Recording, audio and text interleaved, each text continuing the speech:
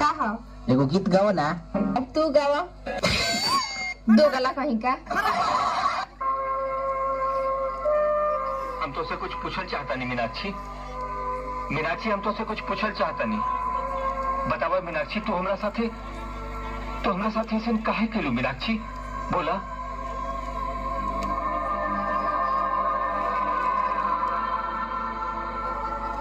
बोला ना मीनाक्षी, हमरा प्यार में कोनो खोट रह गई रहेगा मीनाक्षी?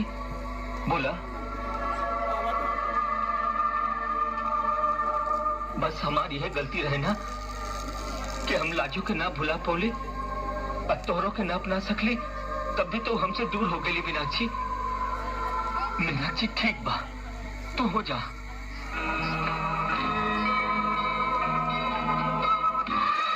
हम रवा से कहा दूर बानी? अरे लाजू। हाँ, हम तो रवा खातिर जन्म ले रहली। ताकि लोभी जमाना तई जिसन मुंह खोले, इस समाज की लालच हमरा के रवा से दूर करे के चाहलस। ताकि हम रवा से दूर रह के कैसे जिए? लाजो हम पूछा था नहीं क्या काम बा? बताओ लाजो क्या काम बा? मार धर के। क्या समझते हो तुम अपने आप को? बहुत बड़े मस्करे हो तुम। बहुत बड़ा जोक बोला है तुमने। आइंदा मेरे साथ ऐसा मजाक किया ना तो मुंह तोड़ दूंगी तुम्हारा।